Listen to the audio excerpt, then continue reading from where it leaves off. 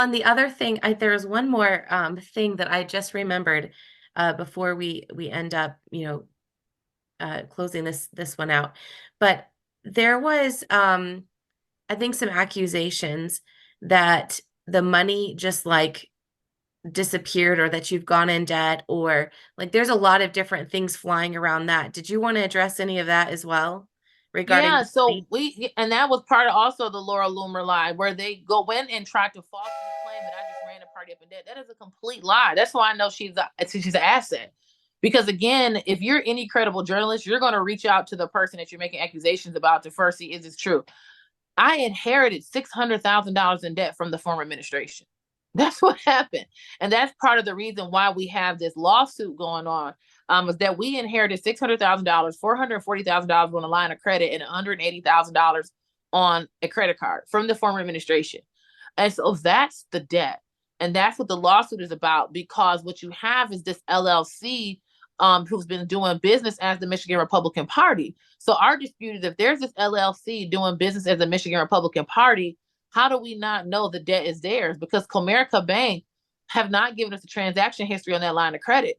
So how are you going to tell me I have to pay off a line of credit, but I don't have the transaction history on a line of credit? Oh, and by the way, the line of credit, we find out that initially when we asked Comerica Bank for the originating loan document for the line of credit, they wouldn't give it to us. They just flat out wouldn't give it to us. And it took over 8 months for us to get access to the original line of credit documents. And we find out that the old MIGOP headquarters is collateral for the loan. And so, it's a whole nother story in that. And then we find out this shady group has been doing business as the Michigan Republican Party. And then you have the building that's collateral on the loan. That's why we filed a lawsuit. And so then you have people like Laura Loomer running around lying, acting as though I just ran up a bunch of debt. And it's like, this is not even true. And these aren't things that are hard to prove. I mean, it's super, super duper easy. And again, this is why the majority of the committee continues to support me, because they know all these facts that these people, these assets, don't care about, because they have a goal, which is to get rid of me. Because the political class, the people I call the political oligarchy, wants us gone. And we do have reason to believe that there's potentially something shady that's going on with the LLC and the MIGOP Trust and the building and Comerica Bank, because none of their actions make sense. Like, why did it take Comerica Bank 8 months to give us the originating documents on the line of credit? Why, when we find out the building is collateral, why would you have a building that's worth between $800,000 and $1.5 million be collateral on a $3 million line of credit? And initially, when we asked Comerica Bank, well, who was the guarantor on the line of credit, they told us nobody. What kind of bank has a $3 million line of credit with no guarantor? Like, I mean, just none of this stuff makes any sense whatsoever. And when I got elected as chair, Lynz, it's not as though I got elected and I was looking to pick a fight with the old guard. Like, I was not. I literally was focused on winning elections. That you guys do your thing over here, we'll do our thing over there. That's all. I did not want to fight with these people. If I could get along with them, I wanted to. I did not want any drama between them. My focus was beating Joe Biden, beating the Democrats. That has been my focus. When I ran, that was my goal. My goal was to beat the Democrats, make sure President Trump gets reelected, take back the Michigan House. All this other stuff, I'm not interested. But these people start attacking me, and Yeah. they are billionaires. So these billionaires start attacking me. Well, we don't have a choice but to defend ourselves. We don't have a choice but to file a lawsuit. That's on you guys. And so what they've done, because I'm not a coward, and our team won't back down. Now they have their assets trashing my character, and they got their friends in the media trashing in my character, and they're the political oligarchy in Michigan, and they're telling lies to President Trump's team about me. So this creates the public perception of chaos and their goal of destroying my character. But even through all of that, people need to ask themselves, why is the majority of the committee still supporting her? Because they know the truth, and they've been dealing with it, and they see it. So we're just got our nose to the grindstone and working hard to help save our republic via Michigan. Yeah, and I know there's more and more. It's like every couple of days there's more stuff dropped on what's going on in Michigan. And I was trying to catch up because there was a new article that came out that said that you were illegally selling the headquarters. And what was the other? I can't even remember all it does not line up with anything. So it's just interesting because if people would just, ask and or take a look at certain things, because I'm sure that you would be willing to have a conversation with people. You've been, and I think you're amazing and awesome to come out and fight this. I know that whatever is going on, that it's got to be tough. So this whole building thing, it was like someone said that you were fraudulently trying to sell the building. Are you trying to sell the building? No, that's what the lawsuit is about. So it's about the building because we are seeking declaratory relief. So we're not suing anybody for money, or we're not suing for punitive damages.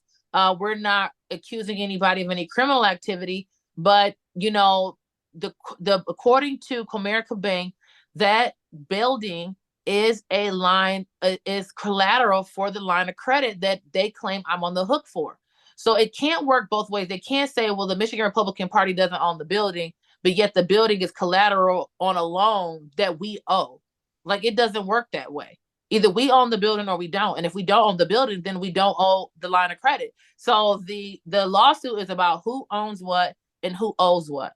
And that was debt that the previous administration incurred. And then people are trying to gaslight the public into believing, well, it's totally normal for the former administration to leave the new administration in debt. And it's like, what? Then how can we as conservatives preach fiscal responsibility when we're not even fiscally responsible within our party? Yep. And the former chair flat out lied, because in December of 22, he stood in front of all of us. I was on state committee last cycle. He stood in front of all of us and said the party was debt free. So which is it? Obviously, the party had debt. So again, and then too, Lynz, think about this. If I'm not the chair, why are they still attacking me? If I'm not the chair, what's the point of attacking me? I'm not. Did they claim I'm not the chair? Then I don't have asked. Why? What's the point if this person is not the chair? I wouldn't. If I were them, if they were, what they said was true, and I wasn't the chair, why are they wasting their time attacking me? Why not just go do something else? Why not focus on getting President Trump reelected? Why not focus on taking back the Michigan House? Why not focus on the U.S. Senate race where we have an open seat? Why not focus on those things? Why are they still attacking me? Because they know I'm still legally the chair, and they know that our committee is not going to back down. That's why they have to keep attacking me with false information. And they're going to come out with something crazier, so I'm sure of it, because we're not backing down. So they're going to just up the ante, because one of their operators, a guy named Warren Carpenter, openly admitted in an interview that their goal is to psychologically wear us out. He flat out said that in an interview, our goal is to psychologically wear them out. And our people aren't, because they're godless people. They follow Lucifer. They don't understand people who are filled with the Holy Spirit and how we're not intimidated. Because when you're filled with the Holy Spirit, they can't scare you. They can't intimidate you. Mm-hmm. They can't break you. And the fact that they can't break us, now they have to just get worse. Mm-hmm. But notice, there are going to be more nasty articles coming out. Like I said, if I'm not the chair and they're already all on their way, then why are they even bothering to talk about me? Well, we know where your piece comes from. And so I wanted to say in this that, my intent was not to attack, and I know it's not your attack, or it's not your intent to attack Laura Loomer. It's just to explain that, hey, there was an attack coming from Laura Loomer, and here's the other side of the story. And, Laura, if you watch this, I'll send it to you. I don't have any connection to her, but, Laura, watch this. And if you want to see all of the documents that she's talking about, or what you can see, and you want to see what's going on, here she is. I understand that she's texted you and is willing to come on your show and address all of the things, all the grievances that